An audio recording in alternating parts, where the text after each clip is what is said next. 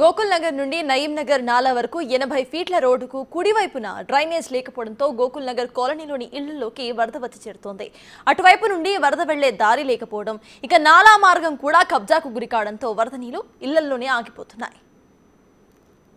వరంగల్ మహానగరం హైదరాబాద్ తర్వాత అభివృద్ధి చెందుతున్న అతిపెద్ద సిటీగా చెప్పుకుంటున్నప్పటికీ చిన్న చినుకు పడితే చాలు కాలనీలన్నీ కూడా జలమయం అవుతున్నాయి. చెరువుల్లా మారిపోయి ఇళ్ల లోపలి వరద నీరు వచ్చి జనజీవనం ఎక్కడెక్కడ స్తంభించిపోతున్న పరిస్థితి. నిన్న గంట సేపు కురిసిన వర్షానికే ప్రస్తుతం గోకుల్ నగర్ హనుమకొండ నడిబొడ్డున కలెక్టర్ కార్యాలయానికి కిలోమీటర్ దూరంలో ఉన్నటువంటి ఒక కాలనీ. సో ఈ కాలనీ అంతా కూడా ఈ సంవత్సరం దాదాపు 3 సార్లు ఇదే పరిస్థితితో 2 రోజుల పాటు ఇండ్లను వదులుకొని ఒక్కొక్కరు వెళ్ళిపోవాల్సిన పరిస్థితే కనిపించింది. అయితే ఈ కాలనీ ముంపుకు ప్రధానంగా అటు ప్రధాన రహదారుల వెంట డ్రైనేజీ లేకపోవడము, నీరంతా కూడా ఈ లోతట్టు కాలనీలోకి రావడంతో ఇలా బురదలోనే వరద భయంతో 2 రోజుల పాటు బురదల్లో దాదాపు 2-3 రోజుల పాటు గడపాల్సినటువంటి దుర్భర పరిస్థితులు ఈ యొక్క గ్రేటర్ వరంగల్ సిటీలోనే కనిపిస్తున్నాయి. ఇక్కడ ప్రతి వర్షాకాలం వచ్చిందంటే చాలు దాదాపు 4 నెలల పాటు ప్రజలంతా కూడా బిక్కుబిక్కుమంటూ గడపాల్సిన పరిస్థితి. నిత్యావసర సరుకులు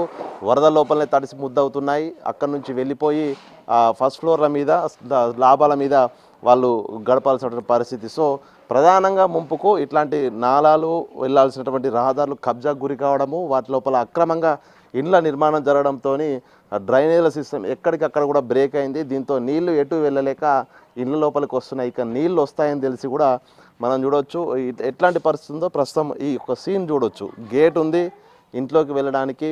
సో దానికి వరద రావడంతో వరద నీళ్ళు ఇంట్లోకి రాకుండా దాదాపు 3 ఫీట్ల ఎత్తుతో ఇట్లాంటి గోడలు రక్షణ గోడలు కట్టుకున్నారు. వరద నీళ్ళు లోపలికి రాకుండా ఇంట్లోంచి వెళ్ళడానికి, అందులో ఇంట్లో నుంచి బయటికి రావడానికి కూడా ఈ యొక్క గోడను దాటుకొని దొంగచాటుగా వెళ్ళాల్సిన ఒక పరిస్థితి. సో అంటే ఇట్లాంటి దుర్భర పరిస్థితి. సో ఇండ్లకు లోపలికి వరద నీరు రాకుండా శాశ్వత నిర్మాణాలు చేసుకోవాల్సినటువంటి పరిస్థితి. సో అంటే వాళ్ళ ఇళ్ళ లోపలికి కూడా క్షేమంగా వెళ్ళలేని పరిస్థితి ప్రస్తుతం ఈ హనుమకొండ వరంగల్ నగరాల్లోని ముంపు కాలనీ దాదాపు 8 కాలనీ లోపల ఇట్లాంటి పరిస్థితి. అంటే అసలు తమ సమస్యను అధికార దృష్టికి తీసుకెళ్ళినా, ప్రజాప్రతినిధుల దృష్టికి తీసుకెళ్ళినా కూడా ఎవరు పట్టించుకోకపోవడము, ఆక్రమణల సంఖ్య పెరగడము, అదేవిధంగా డ్రైనేజ్ను మెయింటెనెన్స్ లేకపోవడంతో ఈ స్థాయి ఇబ్బందులు అయితే ఎదుర్కొంటున్నారు. ప్రతి సంవత్సరం షెరా మామూలే అన్నట్లు వస్తుంటారు, విజిట్ చేస్తుంటారు, సమస్యను సాల్వ్ చేస్తామని చెప్తున్నారు. ఆ తర్వాత ఎక్కడ వాళ్ళు అక్కడ గప్చుపంటూ ఉండడంతో స్థానికులు తీవ్ర ఇబ్బందులు ఎదుర్కొంటూ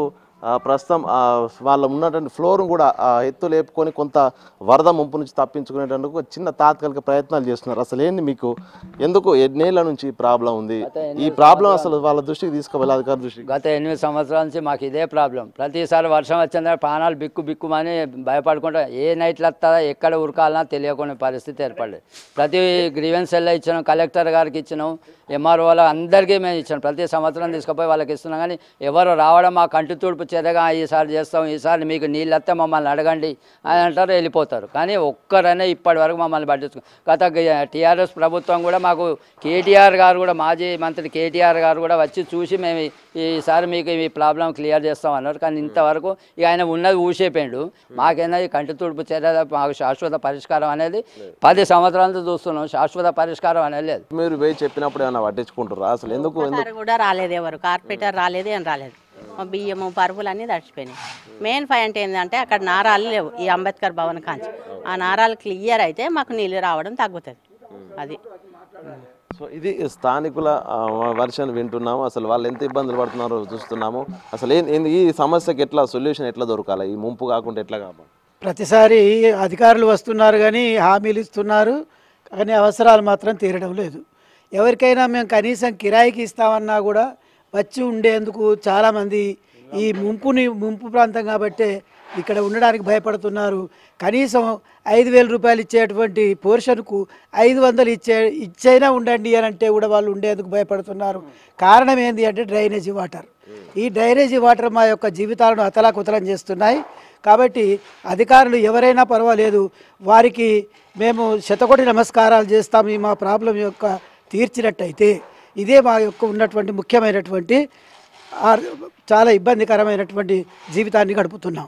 నగరం నడిబొడ్డున ఇట్లాంటి పరిస్థితులున్నా కూడా ఒక ప్రణాళిక ప్రకారం డ్రైనేజీలను ఏర్పాటు చేయడము, అదేవిధంగా వర్షాలు వచ్చే సమయానికి డిసిల్టేషన్తో పూర్తిగా డ్రైనేజీలు సాఫ్ చేయడంతో నిర్లక్ష్యం వహించడంతోనే ఇట్లాంటి ముంపుకు గురవుతుంది. సో మహానగరం అని చెప్పుకుంటున్నటువంటి ఈ యొక్క వరంగల్, హనుమకొండ నగరాల పరిధిలోనే ఇట్లాంటి పరిస్థితులు ఉన్నాయి. అధికారులు ఇప్పటికే నిద్రమత్తు వీడాలి, ప్రజాప్రతినిధులు తమ సమస్యలు పరిష్కరించాలంటూ కూడా ముంపు ప్రాంతాల్లోని బాధితులు అయితే డిమాండ్ చేస్తున్న పరిస్థితి. చూద్దాం ఇప్పటికైనా అధికారులు చలనం వస్తుందా, నాయకులు ఈ యొక్క ముంపు సమస్యకు సొల్యూషన్ చూపిస్తారనేది కూడా వేచి చూడాలి.